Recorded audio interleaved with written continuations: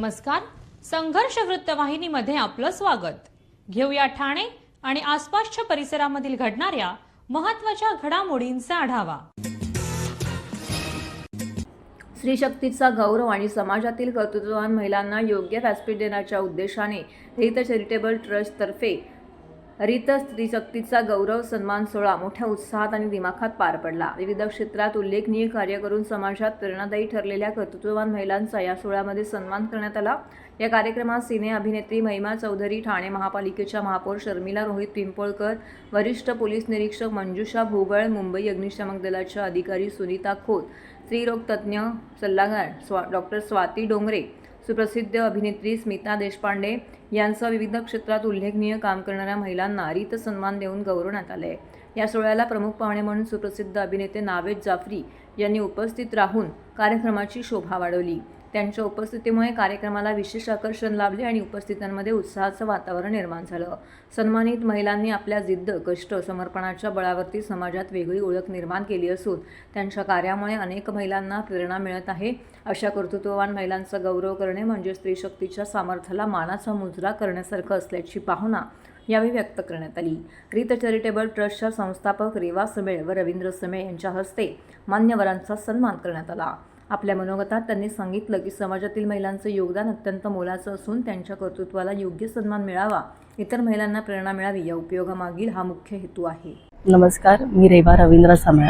आज रीत चॅरिटेबल ट्रस्टच्या माध्यमातून महिला दिना विशेष स्त्री शक्ती गौरव 2026चा आज सोहळा इथे संपन्न होतो आहे. या सोहळ्यामध्ये मान्यवर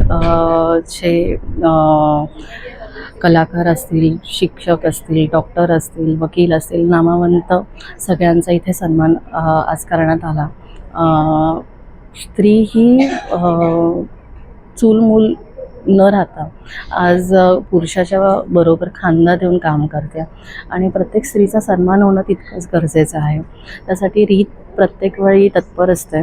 रीत सामाजिक उपक्रम सातत्याने राबवत असतं. गेली 15 वर्ष रीतची ही वाटचाल सुरू आहे आणि रीतच्या माध्यमातून नाविन्यपूर्ण उपक्रम राबवले जातात. राज्याभिषेक समारोह संस्था ठाणे यांच्या वतीने शिवजयंतीनिमित्त शिवोत्सव 2026 अंतर्गत ठाण्यातील श्रीराम व्यायामशाळा येथे 3 दिवसीय व्याख्यानमाला उत्स्फूर्ण वातावरणामध्ये पार पडली. व्याख्यान, प्रवचन, कीर्तनाच्या माध्यमातून छत्रपती शिवाजी महाराजांच्या जीवनातील विविध प्रेरणादायी पैलू श्रोत्यांसमोर उलगडण्यात आले. या व्याख्यानमालेतील पहिले पुष्प ज्येष्ठ वक्ते चंद्रशेखरजी अभ्यंकर यांचं होतं. त्यांनी शिवरायांचे 8वे रूप या विषयावरती प्रभावी विवेचन केलं. हे पुष्प इतिहास अभ्यासक कैलासवासी निनादजी बेडेकर यांना समर्पित करण्यात आलं. दुसऱ्या दिवशी समर्थ भक्त समीरजी लिमये यांनी शिवरायांचा 8वा प्रताप या विषयावरती भाष्य करताना शिवरायांच्या पराक्रमाचे अनेक प्रसंग मांडले. हे पुष्प शिवशाही कैलासवासी बाबासाहेब पुरंदर यांना अर्पण करण्यात आलं. तर तिसऱ्या दिवशी कीर्तनकार श्रीमती शिवानी नेमवारकर यांनी कीर्तनाच्या माध्यमातून शिवचरित्रातील प्रेरणादायी घटना सादर केल्या. हे पुष्प ज्येष्ठ साहित्यिक संशोधक गजानन भास्कर मेहेंदळे यांना समर्पित होतं. 150हून अधिक श्रोत्यांची येथे उपस्थिती लाभली. त्यामध्ये तरुण आणि तरुणींचा देखील विशेष सहभाग लाभला. सर्व नागरिकांना आवाहन करण्यात येत आहे की सध्या डासांमार्फत पसरणाऱ्या डेंग्यू या आजाराचा प्रसार रोखण्यासाठी प्रत्येकाने पुढील प्रमाणे कार्यवाही करावी. डेंग्यू आजार एडिस इजिप्ती हा डास चावल्याने होतो. या डासांची पैदास साचलेल्या किंवा साचवलेल्या स्वच्छ पाण्यामध्ये होते. 8 दिवसांपेक्षा जास्त दिवस पाणी उघडे व साचून राहिल्यास त्यात डास अंडी घालतात. अंड्यांच्या अळ्या तयार होऊन पुढे डास तयार होतात. यासाठी आपल्या घरातील पाणी साठे उदाहरणार्थ बॅरल्स, पिंपे, टाक्या, हौद, रांजणे इत्यादी दर आठवड्याला रिकामे करून घासून पुसून कोरडे करून पुन्हा भरावे. 1 दिवस कोरडा दिवस म्हणून पाळावा. पाणी साठ्यांना घट्ट झाकणे बसवावीत किंवा जुनी साडी, चादर, धोतर यांनी बांधून झाकून ठेवावीत, म्हणजे डास त्यात जाऊन अंडी घालणार नाहीत. घराच्या गच्चीवर, आजूबाजूला, अंगणात कोठेही पाणी साचू देऊ नये. भंगार सामान उघड्यावर टाकू नये. उदाहरणार्थ टायर्स, प्लास्टिक सामान, कुंड्या, टाकाऊ वस्तू इत्यादी. अशा सामानात पावसाचे पाणी साठून त्यात डेंग्यूच्या डासांची पैदास होते. घरातील कूलर्स, फ्रीजच्या पाठीमागील ट्रे हे देखील वेळोवेळी कोरडे करावेत. लक्षात ठेवा, नुसत्या फवारणीने डास घनता कमी होत नाही, तर त्यासाठी डास पैदास ठिकाणे नष्ट करणे ही आपल्या सर्वांची जबाबदारी आहे. कोणताही ताप अंगावर न काढता जवळच्या शासकीय रुग्णालयात मोफत औषधोपचार घ्या. अशा प्रकारे नागरिकांनी सहकार्य केल्यास डेंग्यूचा प्रसार रोखणे सहज शक्य आहे.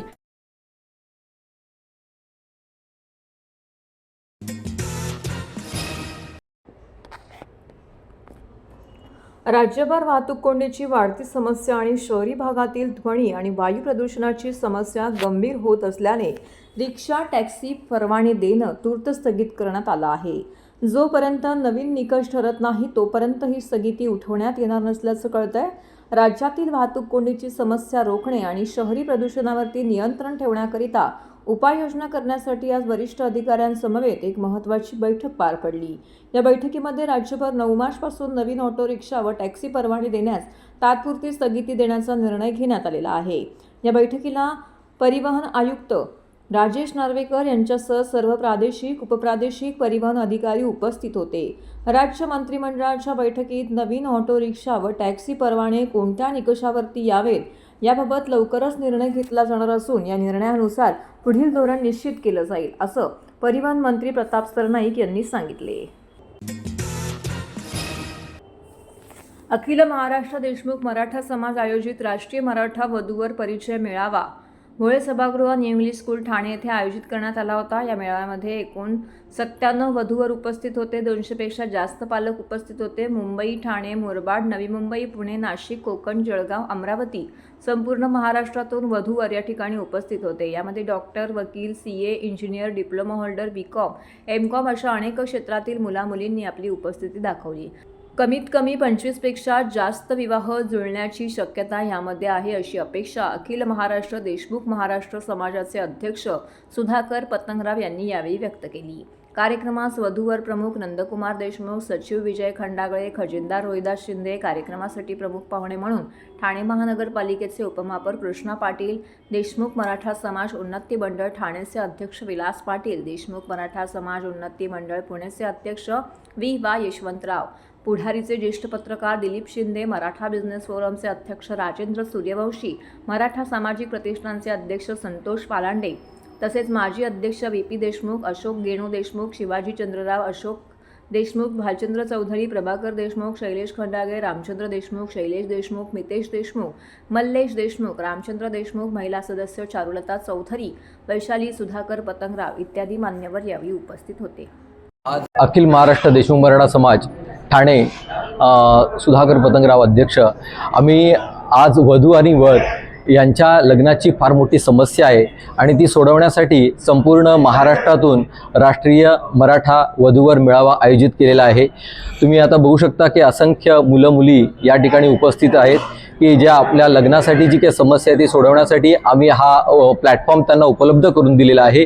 आणि या मेळाव्यातून आम्ही अपेक्षा करतो की जास्तीत जास्त मुलामुलींची लग्न या मेळाव्यातून जमतील आणि नक्कीच त्यांच्या पुढच्या वाटचालीस आम्ही त्यांना शुभेच्छा देतो. आता पूर्णपणे ठाणे जिल्हा, त्याच्यानंतर रायगड जिल्हा, पुणे, नाशिक, जळगाव, अमरावती म्हणजे संपूर्ण महाराष्ट्रातून मुलं मुली, कोकणचा पट्टा आहे, कोकणातून बरीचशी मुलं मुली आलेली आहेत.